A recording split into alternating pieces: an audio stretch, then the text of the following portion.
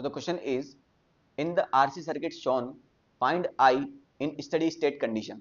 ठीक है, steady state condition क्यों दिया गया है? क्योंकि इस सर्किट में CV है, उसी के लिए दिया गया है। क्या होता है बेटा, जब स्टार्टिंग होती है, यानी जैसे ही आप स्विच ऑन करते हो तो कैपेसिटर चार्ज होना स्टार्ट होता है, तो उस टाइम पे क्या करता है बेटा, कैपेसिटर आपका एक शॉर्ट सर्किट की तरह बिहेव करता है, यानी एक प्लेन वायर की तरह। ठीक, मगर जब पूरा कैपेसिटर चार्ज हो जाता है तो उसको हम बोलते हैं स्टडी स्टेट कंडीशन। तो चार्जिंग के बाद कैपेसिटर और करंट नहीं लेता, यानी आपका कैपेसिटर किसकी तरह बिहेव करता है बेटा, आपका ओपन सर्किट की तरह बिहेव करता है। यहाँ पर स्टडी स्टेट में पूछा है, यानी ये कैपेसिटर किसकी तरह बिहेव करेगा, ओपन सर्किट की तरह। ओपन सर्किट की तरह मतलब यहाँ से इसको हटा दो। अब जब ये यहाँ से हट चुका है तो इस रेजिस्टेंस का भी यहाँ पर कोई काम नहीं है, सिंपल सी बात है। ठीक है, अब आपको डायरेक्ट सर्किट दिखना चाहिए। अब इसके अंदर क्या है बेटा, ये पूरा एक सर्किट यहीं पर आके क्लोज हो रहा है ना।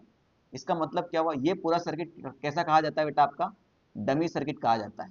इसका क्या कहा जाता है, डमी सर्किट कहा जाता है। और डमी सर्किट का आर इक्विवेलेंट निकालने की आपको कोई आवश्यकता नहीं है ना, जीरो मतलब खत्म ही हो जाता है, वो सर्किट से हटा दो उसको, कोई मतलब नहीं उसका।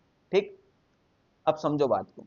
अगर आपने गलती से मान के चलो, आपको समझ में नहीं आया कि डमी है कि नहीं, तो आपने मान के चलो गलती से वहां से स्टार्ट भी कर दिया चेक करना, इक्विवेलेंट रेजिस्टेंस निकालना, तो भी आपके काम ही आएगा। कैसे, ये दोनों सीरीज में है तो ये दोनों भी सीरीज में है, उनके साथ ये पैरेलल में, उनके साथ ये भी पैरेलल में है। फिर वो कंप्लीट सिस्टम एक और रेजिस्टेंस के साथ सीरीज में है, तो ये कंप्लीट सिस्टम एक और रेजिस्टेंस के साथ सीरीज में है। फिर वो भी एक और रेजिस्टेंस के साथ पैरेलल में, तो वो भी एक और रेजिस्टेंस के साथ पैरेलल में। तो यहाँ तक तो आपको जो यहाँ पर कैलकुलेट करोगे वो काम आ जाएगा, उसके बाद एक और रेजिस्टेंस सॉल्व करना पड़ेगा। मेरी बात को समझे कि नहीं समझे? मगर अपन को ये समझ में आना चाहिए कि बेटा ये पूरा सर्किट डमी है, इसका कोई काम यहाँ पर नहीं है। तो अपन यहीं से शुरू करेंगे। तो आर और आर किस में आ गए, सीरीज में, 2R। 2R और आर किस में आ गए, पैरेलल में।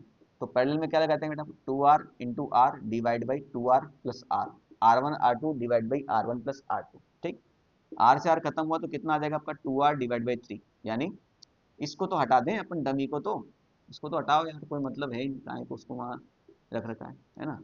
तो ये दोनों रेजिस्टेंस हो गए 2R, और ये हो गया आपका 2R/3। तो इसको भी हटा दें अपन यहाँ से, और इसकी जगह लिख देते हैं अपन 2R डिवाइड बाई 3।